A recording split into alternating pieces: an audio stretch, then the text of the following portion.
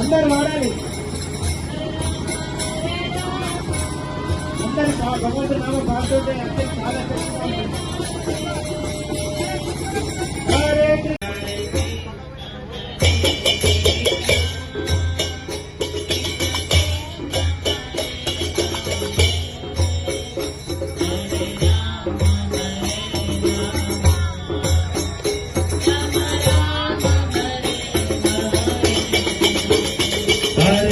Krishna Hare Krishna Krishna Krishna Hare Hare Hare Rama Rama Rama Hare Hare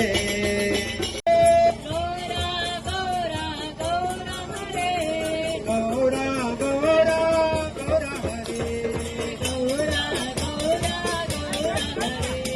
Nitai Gaura Nitai Gaura Nitai Gaura Nitai Gaura Nitai Gaura Nitai Gaura Hare Krishna Hare Krishna Hare Hare Hare Rama Ram Ram Hare Hare Hare Krishna Jaya Jaya Govinda Jaya Jaya Gopala Jaya Jaya Radha Ramana Hare Govinda Jaya Jaya Radha Ramana Hare Govinda Jaya Jaya Govinda Jaya Jaya Gopala Jaya Jaya Govinda Jaya Jaya Gopala Jaya Jaya so కారణం ఏంటిది అంటే ఈ శరీరము మనం ఎంత సురక్షితంగా చూసుకుంటే అంతా మనకు శరీరము మన నుంచి క్షీణిస్తూనే ఉంటాం. అందుకని ప్రపంచంలో ఏ వస్తువైనా మన చేతిలో లేదన్నమాట. అందుకనే మనిషికి తెలుసుకోవడానికి భగవంతుడు విచక్షణ జ్ఞానం ఇచ్చాడన్నమాట.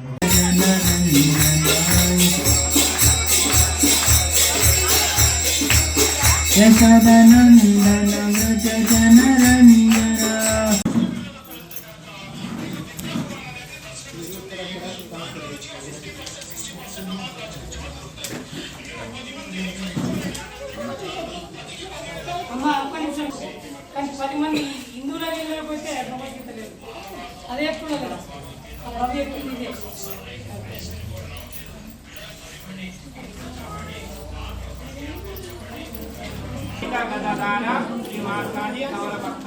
ఈ మంత్రం కానీ మీరు చెప్పండి స్టార్ట్ చేస్తే ఈ కాంగ్రెస్ వస్తున్నది మన ఎగ్జాక్ట్ ఉంటుంది ఇక్కడ మన ప్రచార కేంద్రము. Hare Krishna Krishna Krishna Hare Hare Hare Rama Ram Rama Hare Hare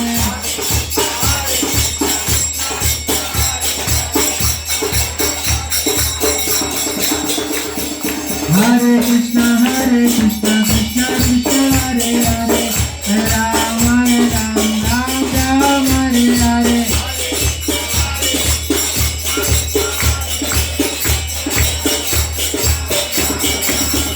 Hare Krishna Krishna Krishna Hare Hare Hare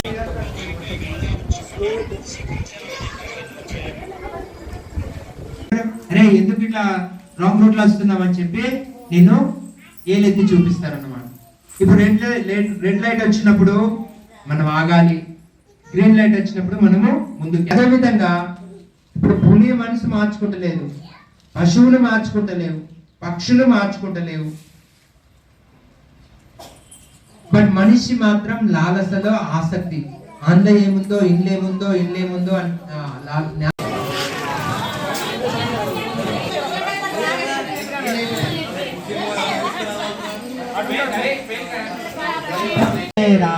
Hare Rama Rama Rama Hare Hare Hare Krishna Krishna Krishna Hare Hare Hare Rama Rama Rama Hare Hare Hare Krishna Krishna Krishna Hare Hare, Hare Rama Rama Rama Hare Hare Hare.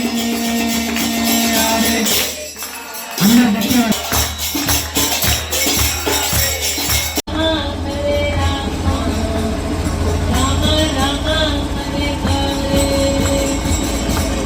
Hare Krishna Krishna Krishna Hare Hare Hare Rama Rama Hare Hare. Hare Krishna Krishna Krishna Hare Hare Hare Rama Rama Hare Hare. Hare Krishna Krishna Krishna Hare Hare Hare Rama Rama Hare Hare. Hare Krishna Krishna Krishna Hare Hare Hare Rama Rama Hare Hare.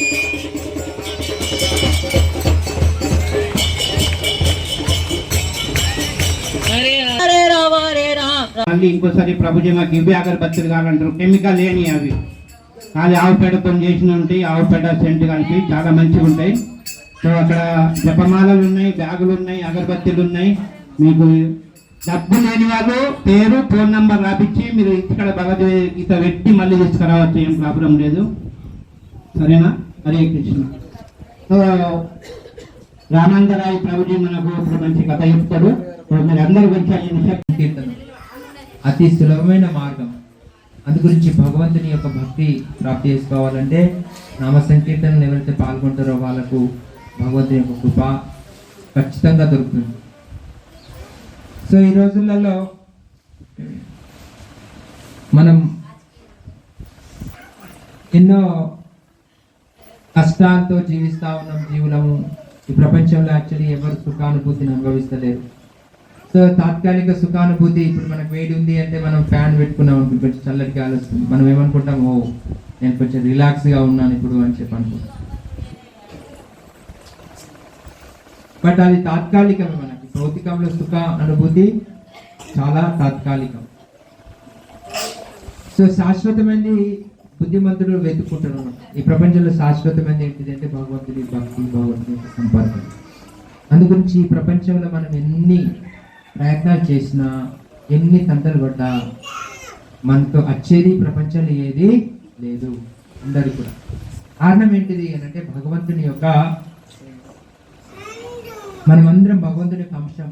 భగవంతుని శాశ్వతుడు, మనమందరం భగవంతుని యొక్క అంశం కాబట్టి మనం కూడా శాశ్వతం. కానీ మరి ఈ తాత్కాలికమైన సుఖం ఎలా, తాత్కాలిక శరీరం ఎందుకు ప్రాప్తి చేసుకుంటున్నామంటే మనం కర్మానుసారంగా జీవిస్తున్నాం. ఈ ప్రపంచంలో ధర్తి మీద సమస్త 84 లక్షల జీవరాశుల్ని భగవంతుడు సృష్టించాడు. 84 లక్షల జీవరాశులు వాళ్ళందరూ భగవంతుని యొక్క అంశమే. ఎవ్వరు వాళ్ళు భగవంతుని నుంచి అభిన్నం ఏం లేదు. ఈ ప్రపంచంలో ప్రతిదీ భగవంతునితోనే సంబంధం ఉంది. మనం నమ్మినా నమ్మకున్నా మనకు భగవంతుడితో సంబంధం ఉంది. అది అందుకని భగవంతుడు ఏమంటున్నాడు శ్లోకం, మమై వంశ జీవలోకే జీవభూత సనాతన మనసష్టాని ఇంద్రియాని ప్రకృతి స్థాని కర్షతి. మనసష్టాని ఇంద్రియాని. ఇప్పుడు భగవంతుని అంశం అని మనకు భగవంతుడు చెప్తున్నాడు. అయినప్పటికీ ఇప్పుడు తండ్రి చెప్పాడు అనుకోండి, నాన్న నువ్వు అది చెయ్యకూడదు, తప్పు చేస్తే బాగుండదు అని చెప్పాడు. లేదు నాన్న నేను చేస్తాను. చాక్లెట్ తినకూడదు అని అంటే, లేదు నాన్న నేను తింటాను అని చెప్పాను. ఇప్పుడు ఎవరికైతే ఏమంటారు టైఫాయిడ్ జ్వరం వచ్చింది అనుకోండి, టైఫాయిడ్ జ్వరం వస్తే డాక్టర్ ఏమన్నాడు, నువ్వు ఆయిల్ ఫుడ్ తినకు అని చెప్పాను. ఇప్పుడు ఇంటికి వచ్చిన తర్వాత అమ్మ మనకు ఆయిల్ ఫుడ్ ఇంట్లో చేసింది, ఆయిల్ ఫుడ్ ఇంట్లో చేశాను. సో ఆయిల్ ఫుడ్ చేసిన తర్వాత అమ్మ ఏం చేసింది, అందరికీ వాళ్ళ మిగతా పిల్లలకు కానీ వాళ్ళ భర్తకు కానీ ఇచ్చింది. ఈ అబ్బాయికి ఇవ్వలేదు. అమ్మ నేను ఆయిల్ ఫుడ్ నేను ఫ్రై తింటాను అమ్మ, నాకు తినాలనిపిస్తుంది అంటే అమ్మ ఏమన్నది, లేదు లేదు నువ్వు ఏ ఆయిల్ ఫుడ్ తినకూడదు అని చెప్పాను. లేదు నాకు కావాలి నేను తింటాను అని చెప్పి అన్నారు అనుకో, అప్పుడు తల్లి మొండి పట్టుబట్టి ఇస్తుందా? ఇవ్వదు. ఎందుకు అంటే అది అనారోగ్యం. అట్లనే ఇప్పుడు అమ్మ మనకు శత్రువా? ఇవ్వలేదంటే శత్రువా? మరి ఇవ్వచ్చు కదా, తింటే ఏముందిలే పాపం ఇంతగానో బాధపడుతున్నాడు కదా అని చెప్పి అనొచ్చు కదా. ఎందుకంటే అది తింటే హానికరం అని చెప్పి.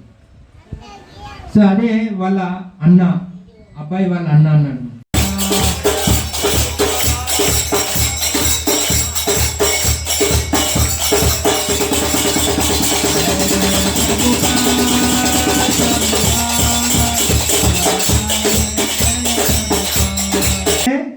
నీ ఇంద్రియాలు అటే చూస్తాయి.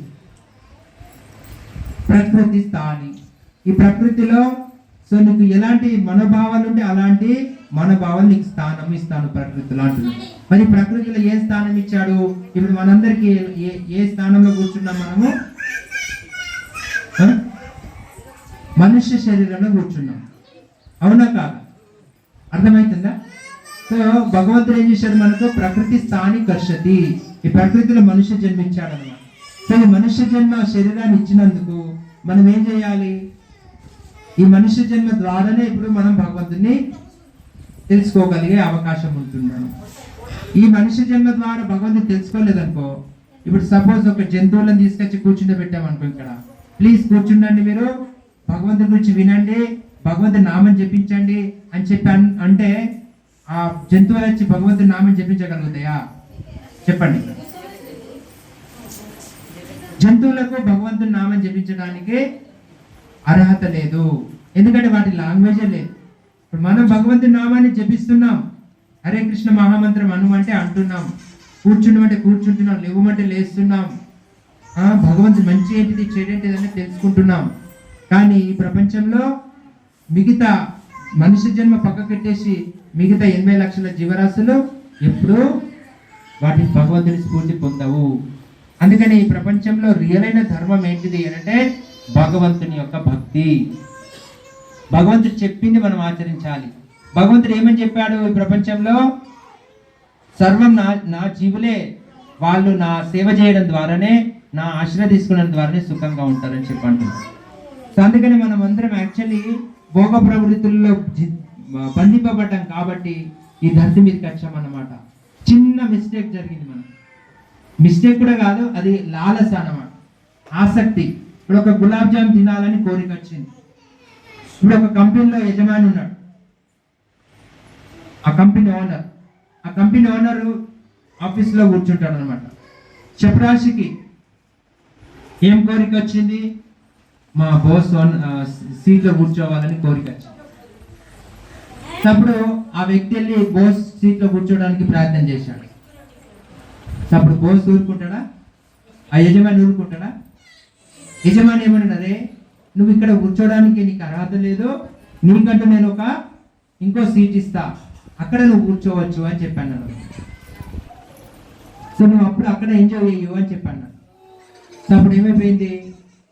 ఆ జీవికి భగవంతుడు ఏం చేశాడు? ఒక చిన్న కుర్చీలో కూర్చోవాలన్న లాలస, ఆ కోరిక ద్వారా భగవంతుడు ఏం చేశాడు?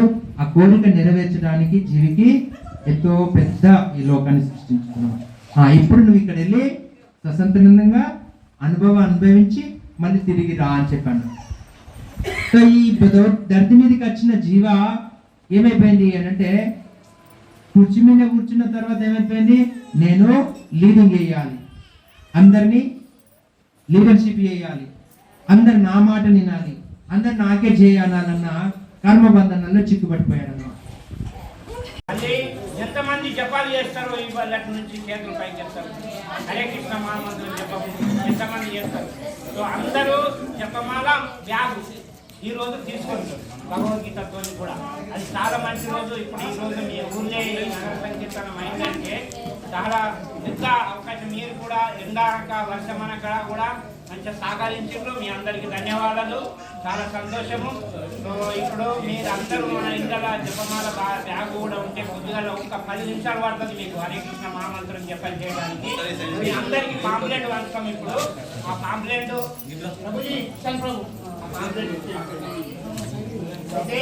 బ్యాంకు దానిపైన మన హరే కృష్ణ సత్సంగం ఉంది అక్కడ.